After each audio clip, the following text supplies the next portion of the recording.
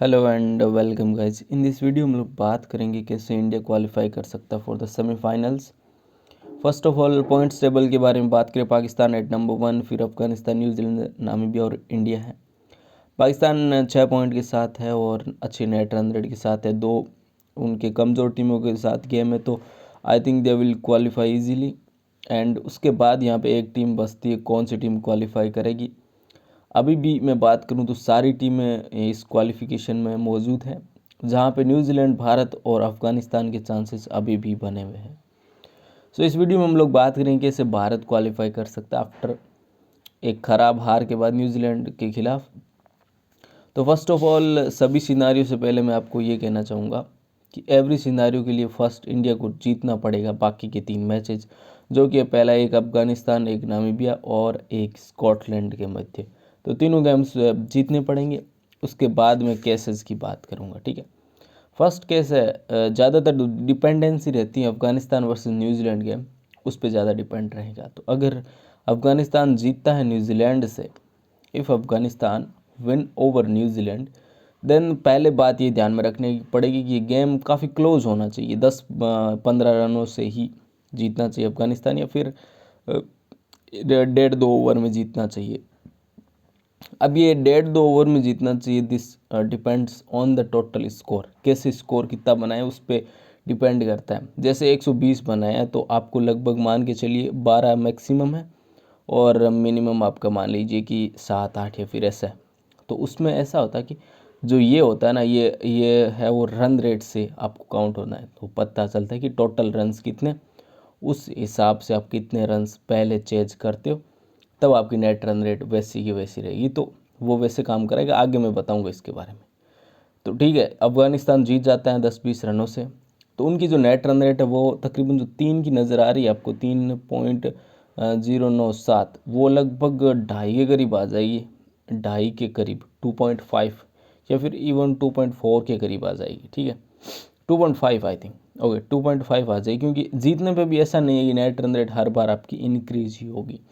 अगर आप अच्छे मार्जिन से पिछले जीत के आ रहे हो तो वो एवरेज आपको आगे लेके जाना पड़ता है, ठीक है। तो वैसा नहीं हो रहा है। अगर ज़्यादा रनों से जीतता है तो ये 3 की हो जाएगी, और 3 की हो गई तो फिर इंडिया ऑलमोस्ट बाहर ही है। तो यहाँ पे this match, I mean this game should be very very close and Afghanistan should win this game. ये केस नंबर 1 की मैं बात कर रहा हूँ, ठीक है।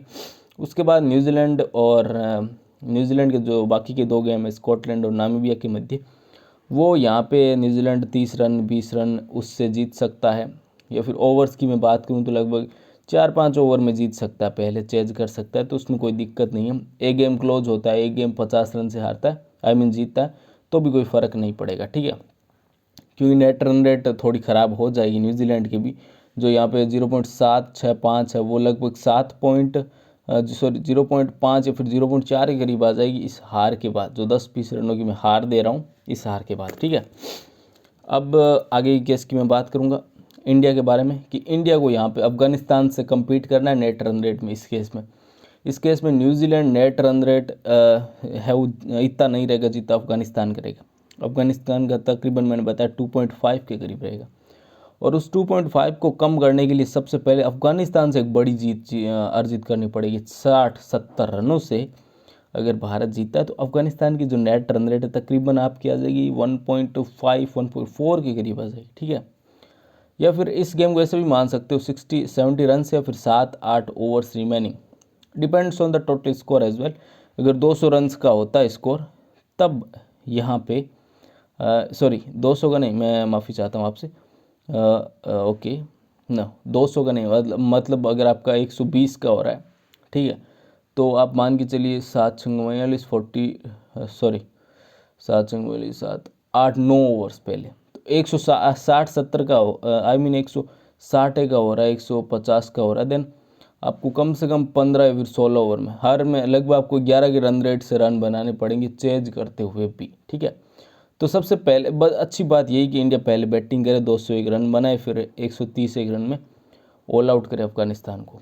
सबसे बेस्ट सिनेरियो ये थोड़ा सा मुश्किल है, क्योंकि यहाँ नेट रन रेट मतलब अच्छी करना बड़ा मुश्किल रहता है, ठीक है, जब आप चेज कर रहे होते हो। क्योंकि उसमें अगर आपके 100 उन टीम के 140-50 बन गए और फिर आपको 14 ओवर में चेज करने पड़ेंगे, तो उसमें बड़ा दिक्कत रहता है, ठीक है। इंडिया को अगले दोनों गेम जीतने पड़ेंगे और दोनों गेम भी अच्छे मार्जिन से जीतने पड़ेंगे, 60-70 या फिर 7-8 ओवर पहले चेज करना पड़ेगा, ठीक है।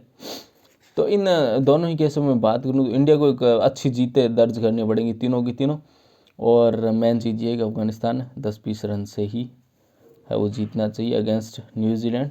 सो इसमें जो नेट रन रेट है लगभग आपको अर्जित करनी पड़ेगी प्लस में 1.5 के करीब भारत को अर्जित करनी पड़ेगी। तकरीबन ऐसी अफगानिस्तान की नेट रन रेट होगी, मैंने कैलकुलेशन किया है कैलकुलेटर से। अब नेक्स्ट केस की मैं बात करता हूँ। इस केस में अफगानिस्तान अगर हार जाता है न्यूजीलैंड से, तो यहाँ पे अफगानिस्तान वाला नेट रन रेट का पंगा नहीं रहेगा हमारे लिए, लेकिन सबसे बड़ा पंगा ये रहेगा कि न्यूजीलैंड जो है वो जीतता है, बट ज़्यादा रन से नहीं जीतता। आई मीन 5-10 रन से जीत जाता है, फिर 4-5 बॉल, इसमें ज़्यादा दिक्कत नहीं है ये वाला केस में, ठीक है। इस केस में मैन बड़ी दिक्कत यह है कि न्यूजीलैंड को एक गेम हारना पड़ेगा अगेंस्ट स्कॉटलैंड या फिर नामीबिया, दोनों में से किसी एक से हारना पड़ेगा, जो कि काफ़ी मुश्किल है। सो जो ये केस है, ये सिनारियो थोड़ा सा मुश्किल है, लेकिन मेरे को लग रहा है ऐसा कि स्कॉटलैंड अब भी कोई गेम जीता नहीं, और नामीबिया जिस प्रकार से परफॉर्म कर रहा है न्यूजीलैंड को हरा सकता है। अगर न्यूजीलैंड पहले बैटिंग करता है और 120-140 के करीब बनाता है, Namibia can chase the and Scotland as well, क्योंकि स्कॉटलैंड ने कोई बड़ा अपसेट नहीं किया इस T20 वर्ल्ड कप में। सो they can also beat New Zealand. So let's see, यही प्रार्थना करते हैं। इस केस में भारत के लिए आसान ये है कि 2 गेम अच्छे मार्जिन से जीतने हैं, एक गेम चलो ज़्यादा मार्जिन से नहीं, सिर्फ जीत चाहिए। जैसे अफगानिस्तान के खिलाफ एक ठीक ठाक जीत चाहिए, बाकी के जो 2 गेम है नामीबिया और स्कॉटलैंड, उसमें 50-50 रन से जीतने आपको। इवन एक अच्छे रन से जीत जाते तो फिर एक कम रन से भी चलेगा, लेकिन जीतने तीनों पड़ेंगे। अब ये केस नंबर 3 है, जो कि काफ़ी ज़्यादा रियलिस्टिक नहीं है। इस केस में अफगानिस्तान को हारना है न्यूजीलैंड से, और न्यूजीलैंड को हारना है स्कॉटलैंड और नामीबिया दोनों से। स्कॉटलैंड और नामीबिया दोनों से हारता है, इस केस में इंडिया को बस तीनों गेम ही जीतने हैं, बाकी के नामीबिया, स्कॉटलैंड और अफगानिस्तान से। इस केस में नेट रन रेट मैटर नहीं करेगा, क्योंकि जो बाकी की टीम है, अफगानिस्तान हो गई, न्यूजीलैंड हो गई या फिर नामीबिया होगी, वो 2-2 जीत रहेगी उनकी, और भारत की 3 जीत होगी। ये केस थोड़ा सा मुश्किल ज़रूर है, लेकिन let's see how they will perform. I mean Scotland Namibia एक तो हरा सकते हैं, लेकिन ये वाला केस थोड़ा सा मुश्किल है। मेरे हिसाब से जो बेस्ट केस है वो भारत के पक्ष में रह सकता है, वो ये केस रहे। आई मीन आप लोग बोल रहे हो ये केस नहीं, मेरे हिसाब से ये केस 2nd नंबर केस है, वो ज़्यादा रियलिस्टिक है। मेरे को ऐसा लग रहा है नामीबिया या फिर स्कॉटलैंड न्यूजीलैंड को हराएगी, और ये वाला नेट रन रेट अचीव करना देखिए बड़ा मुश्किल काम है, क्योंकि यहाँ 60-70 रनों से हर बार जीतना पड़ेगा आपको, और तीनों गेम जीतने पड़ेंगे। मोस्ट प्रोबेबली अफगानिस्तान से तो आपको जीतना पड़ेगा, आई मीन 60-70 रनों से, वरना आप बाहर हो जाओगे। तो मेरे हिसाब से जो ज़्यादा चांसेज है वो इसी के हैं, ये होता है तभी होगा, लेकिन जो हाथ में है भारत के वो ये ज़्यादा रहेगा, क्योंकि इसमें न्यूजीलैंड को हारना है, इसमें न्यूजीलैंड को अफगानिस्तान से हारना है। So this is all about can India qualify for the semifinals. Video फिलहाल इतना ही। वीडियो देखने के लिए धन्यवाद।